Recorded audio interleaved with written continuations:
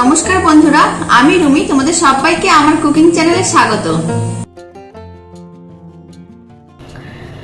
আজ আমি আপনাদের কুলের আচার বানিয়ে দেখাবো। এই আচারটা কিন্তু একেবারে অন্যভাবে বানানো হয়েছে। রেসিপিটা শেষ পর্যন্ত দেখার জন্য আপনাদের কাছে আমার অনুরোধ রইল। এইভাবে আপনারা অবশ্যই একবার আচারটা বানিয়ে দেখবেন, খেতে কিন্তু অনেক বেশি ভালো হয় আর অনেক দিন আপনারা এটাকে স্টোর করে রাখতে পারবেন। রেসিপিটা বাড়িতে বানালে আমাকে কিন্তু কমেন্ট বক্সে জানাতে একেবারেই ভুলবেন না আচারটা খাওয়ার পরে আপনাদের কেমন লাগলো। আর রেসিপিটা ভালো লাগলে চ্যানেলটিকে সাবস্ক্রাইব করে নেওয়ার অনুরোধ রইল। পাশে থাকা বেল আইকনটি প্রেস করে নেবেন, আমি যখন নতুন কোনো ভিডিও আপলোড করব আপনাদের কাছে সবার প্রথমে পৌঁছে যাবে। তো চলুন দারুণ স্বাদের কুলের আচারটা বানানো শুরু করা যাক। কুলের আচারটা বানানোর জন্য প্রথমে আমি এখানে 300 গ্রাম কুল নিয়ে নিয়েছি। এখন কুলগুলোকে পরিষ্কার জল দিয়ে ধুয়ে নিতে হবে।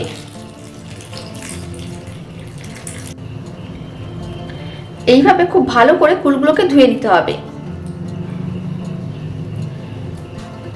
কুলগুলোকে পরিষ্কার করে ধুয়ে নিয়েছি। এখন কুলের পেছনের দিকে এরকম একটা ছোট্ট ডান্ডা টাইপের থাকে, সেটা এখন তুলে নিতে হবে।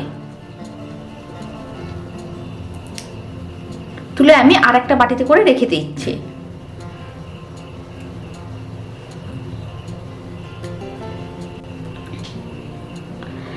একইভাবে আমি সমস্ত কুলগুলোকে পরিষ্কার করে নিচ্ছি।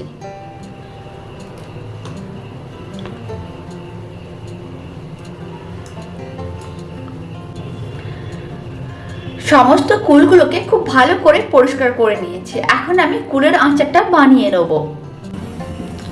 কুলের আচারটা বানানোর জন্য এখন একটি কড়াইকে গ্যাসের উপর বসিয়ে দিয়েছি। কড়াইয়ের মধ্যে আমি দিয়ে দিচ্ছি 6-7টা শুকনো লঙ্কা আর দিয়ে দিচ্ছি 1 চামচ 5 ফোড়ন, দিয়ে দিচ্ছি 1 চামচ মৌরি, 4 চামচের সমস্ত মাপে আমি দিচ্ছি, আর দিচ্ছি 1 চামচ গোটা জিরে। এখন সমস্ত কিছু শুকনো খোলায় 2 মিনিটের মতন ভেজে নেব।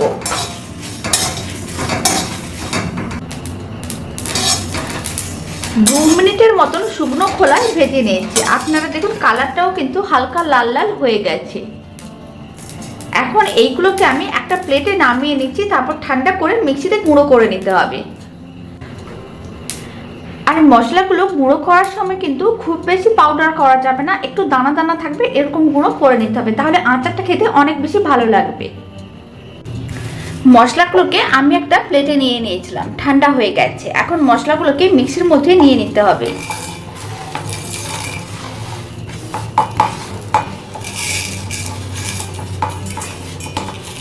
এবার মশলাগুলোকে আমি গুঁড়ো করে নিচ্ছি, তারপরে দেখাচ্ছি।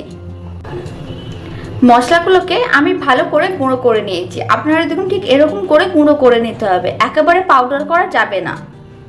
এখন আচারটা বানিয়ে নেব। আবারও আমি কড়াইটাকে গ্যাসের উপর বসিয়ে দিয়েছি। কড়াইয়ের মধ্যে দিয়ে দিচ্ছি 4 চামচ সরষের তেল,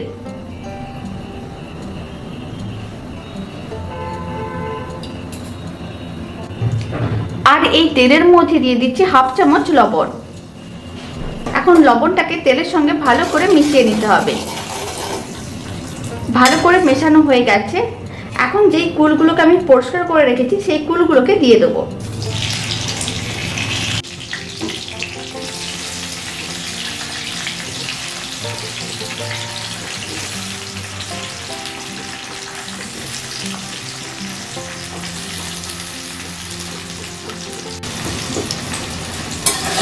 এখন কুলগুলোকে তেলের সঙ্গে 1 মিনিটের মতন এইভাবে নাড়াচাড়া করে নেব।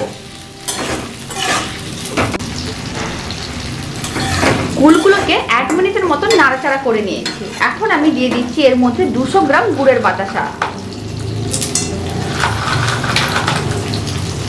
আর এই গুড়ের বাতাসাগুলো কিন্তু আপনার যে কোনো সুপার মার্কেট বা মুদিখানার দোকানে খুব সহজেই পেয়ে যাবেন। আর বাতাসাটা দিয়ে বানিয়েও দেখবেন খেতে কিন্তু অনেক বেশি ভালো হয়। এখন ভালো করে মিশিয়ে নিতে হবে আর বাতাসাগুলো মেল্ট হওয়ার জন্য অপেক্ষা করতে হবে।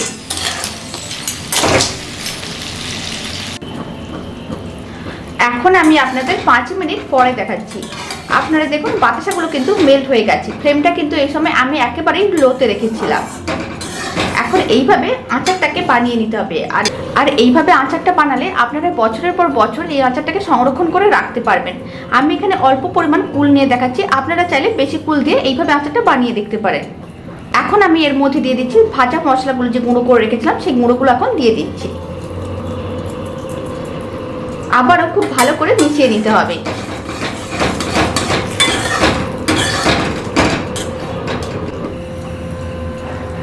মশলাগুলোকেও খুব ভালো করে মিশিয়ে নিয়েছি। এখন ফ্লেমটাকে মিডিয়াম টু লোতে করে দিলাম, আর এইভাবে কন্টিনিউ নাড়াচাড়া করে আচারটাকে আমি আরেকটু ঘন করে নেব।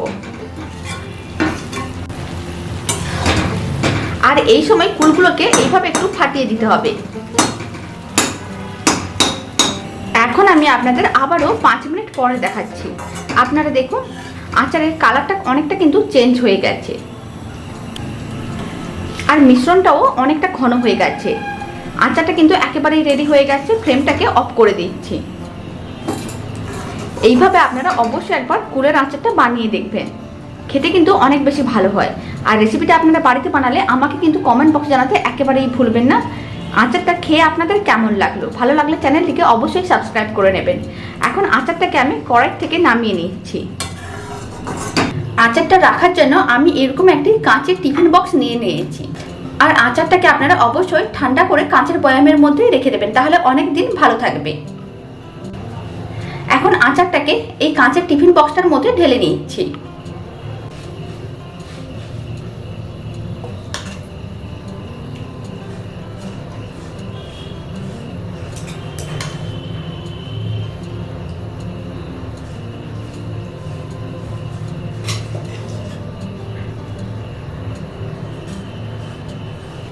কুলের আচারের রেসিপিটা শেষ পর্যন্ত দেখার জন্য আপনাদের অসংখ্য ধন্যবাদ। আর আচারের এই রেসিপিটা ভালো লাগলে চ্যানেলটিকে সাবস্ক্রাইব করে নেওয়ার অনুরোধ রইল। পাশে থাকা বেল আইকনটি প্রেস করে নেবেন, আমি যখন নতুন কোনো ভিডিও আপলোড করব আপনাদের কাছে সবার প্রথমে পৌঁছে যাবে। তো চলুন ভিডিওটাকে আমি এখানেই শেষ করছি। আপনারা সবাই ভালো থাকবেন, সুস্থ থাকবেন। আপনাদের সঙ্গে আবার আমার পরবর্তী ভিডিওতে দেখা হচ্ছে।